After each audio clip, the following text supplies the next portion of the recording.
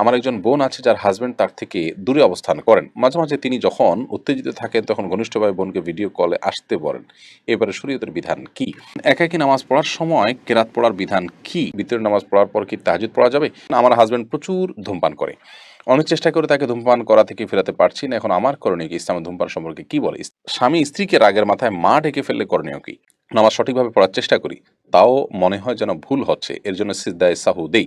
এই অবস্থায় আসলে করণীয় কি? মনের মধ্যে আল্লাহ রসুলকে নিয়ে খারাপ চিন্তা আসলে কি গুনাহ হবে? কাপড়ে মজি লাগলে কি কাপড় নাপাক হয়ে যায়? কাপড়ে মজি লাগলে করণীয় কি?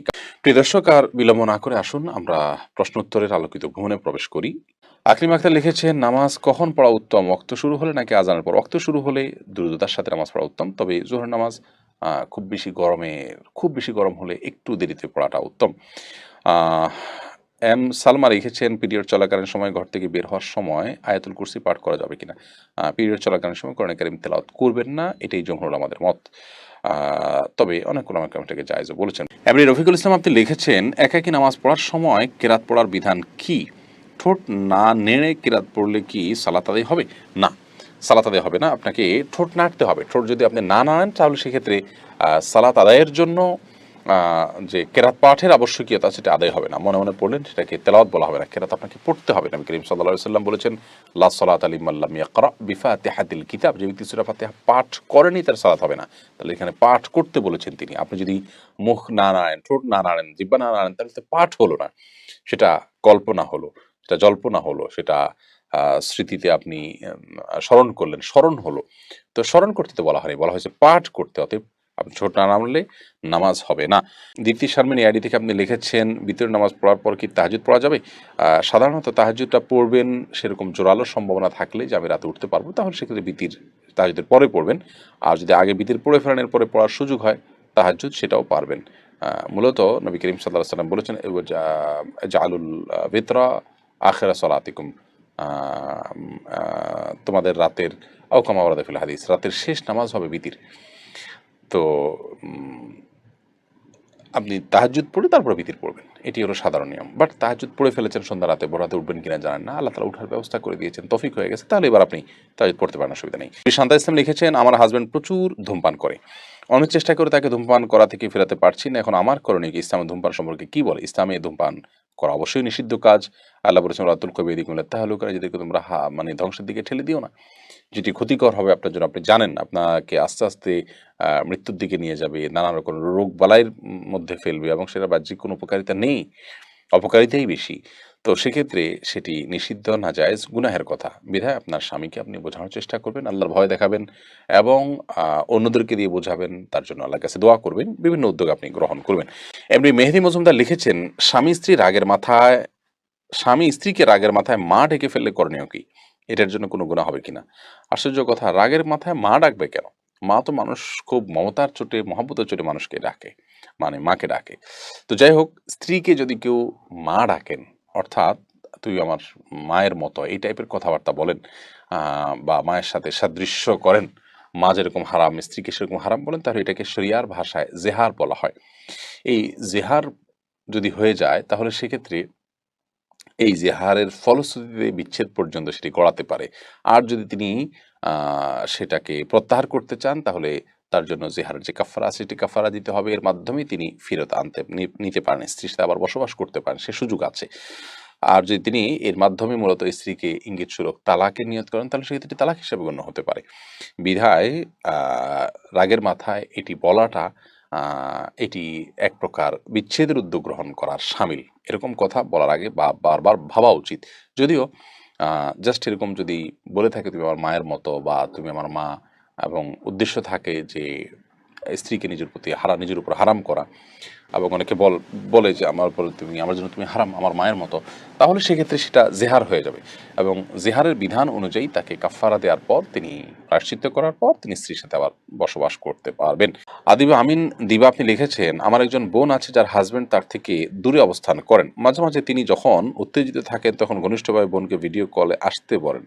এবারে শরীয়তের বিধান কি? আল্লাহ মাফ করুন, এই বিষয়গুলো মৌলিকভাবে জায়েজ যদি সেফটিটা নিশ্চিত থাকে, অর্থাৎ ভিডিও বেহাত হবে, অন্য থার্ড পার্টির কাছে যেতে পারে, এরকম আশঙ্কা থাকলে সেক্ষেত্রে এটা জায়েজ নয়। কারণ সতর ঢাকা এবং নিজের প্রাইভেসিকে রক্ষা করাটা অবশ্য কর্তব্য। আর এই সাধারণত যে সমস্ত অ্যাপগুলোর মাধ্যমে ভিডিও কল করা হয়, এগুলো আমি যতটুকু জানি যে সেগুলো সংশ্লিষ্ট কর্তৃপক্ষের মনিটরের সুযোগ থাকে। যদিও তারা ইন্ডিভিজুয়াল প্রত্যেকটা মানুষকে আলাদা, আলাদা করে তারা মনিটর করার সুযোগ পায় না। যদি বেহাত হওয়ার বা অন্যের দৃষ্টিগোচর হওয়ার বা অন্যের কাছে যাওয়ার মতো সেরকম আশঙ্কা না থাকে, তাহলে এটা বেসিক্যালি জায়েজ আছে। স্বামী স্ত্রী একে অন্যকে তার শরীরে যে কোনো অংশ দেখাতে পারেন।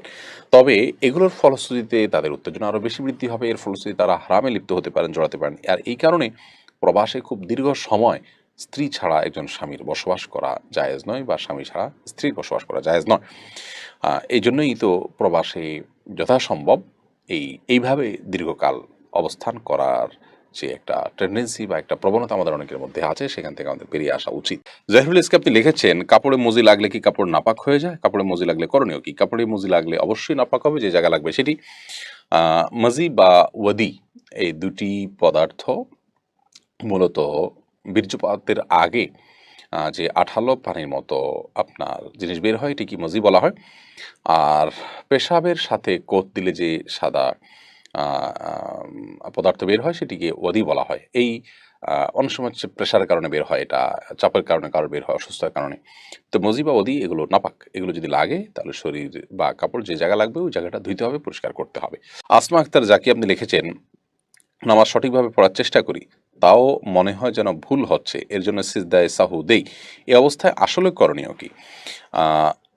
আপনি যদি সঠিকভাবে পড়ে থাকেন, এরপরে মনে হচ্ছে ভুল হচ্ছে, এই মনে হচ্ছের ভিত্তিতে সিজদা সাহু আপনি দিবেন না। পার্টিকুলার কোনো ভুল যদি হয়, একেবারে জানলেন নির্দিষ্ট করে যে আমার এই ভুলটা হয়েছে, তার ভিত্তিতে আপনি সিজদা সাহু দিবেন।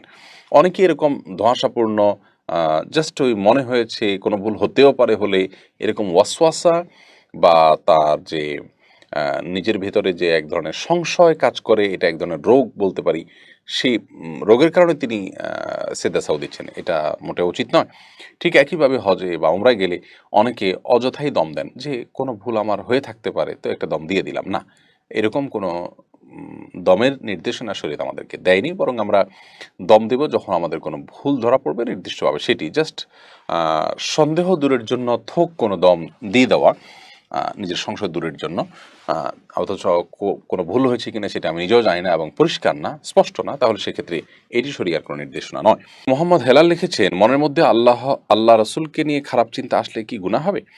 যদি অনিচ্ছাকৃতভাবে মনের মধ্যে এটা এসে যায়, আপনি ইচ্ছাকৃত আনেন নাই, তাহলে এর কারণে আপনার গুনাহ হবে না, কারণ এটা আপনি ইচ্ছাকৃত করেননি। আর ইচ্ছাকৃত না করার কারণে আপনার কোনো অপরাধ হবে না। তবে সেটিকে যদি আপনি কন্টিনিউ করতে থাকেন ইচ্ছাকৃতভাবে, তাহলে সেক্ষেত্রে আপনার গুনাহ হবে।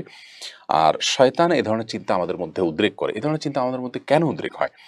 এর অন্যতম একটা বড় কারণ হলো যে এগুলো উদ্রেক হয়, শয়তান আমাদের মধ্যে উদ্রেক করে। নবী করিম সাল্লাল্লাহু আলাইহি সাল্লামের কাছে এরকম একটি প্রশ্ন একজন করেছেন। তিনি বলেছেন যে, এরকম যদি কোনো ওয়াসওয়াসা আল্লাহকে নিয়ে বাজে চিন্তা তোমার মনের মধ্যে আসে, এটাই তো ঈমান। এটাই তো ঈমানের লক্ষণ যে তুমি তখন আ এই বিষয়টিকে মেনে নিতে পারছো না। তার মানে তুমি আল্লাহর প্রতি বিশ্বাস রাখছো, তোমার ঈমান আছে, সেজন্য তুমি এটাকে মেনে নিতে পারছো না। শয়তান তোমার মধ্যে এই চক্রান্তটা করে তোমাকে ক্ষতিগ্রস্ত করার বা অস্থির করার চেষ্টা করছে। তো অনিচ্ছাকৃতভাবে যদি আসে, তাহলে এটা গুনাহ হবে না। এরকম আসলে আপনি বাম দিকে ৩ বার থুতু ফেলানোর মতো করে প্রতীকী থুতু নিক্ষেপ করবেন ৩ বার, এবং আমানতু বিল্লাহি ওয়া রাসূলিহি পড়বেন, আউযু বিল্লাহি মিনাশ শাইতানির রাজিম পড়বেন। ইনশাআল্লাহ আল্লাহ তাআলা হেফাজতে রাখবেন।